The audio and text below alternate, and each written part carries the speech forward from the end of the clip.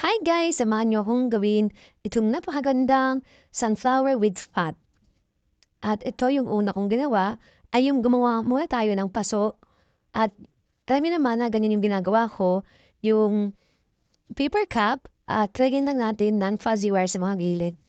At ganyan yung pag-tsura niya pagkatapos. Yan, napakita ko na rin sa inyo kung paano siya gawin. At ayan, mag-roller lang tayo or mag-ikot lang tayo ng sukat lang na karton na pangpapramat sa gitna. At syempre, pang ibabaw para hindi makita yung karton. At napakasimple lang, ikot-ikot lang natin. At kung napansin nyo na medyo may design-design yung ating fuzzy wire, ay inikot ko muna yan sa matigas na bawi or dun sa stick.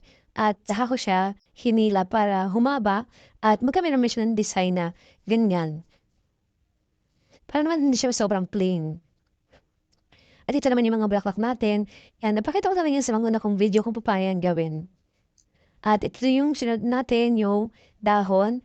At ilang beses ko na rin napakita sa inyo kung paano yan gawin. At napakadali lang. Isang buong fuzzy wire lang, ihatin sa gitna.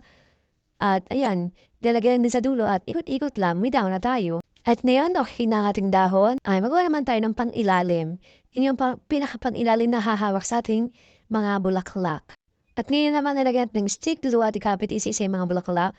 At lahat ng aking nagawang bulaklak ay ikinapit na rin natin sa pinaka-main stem.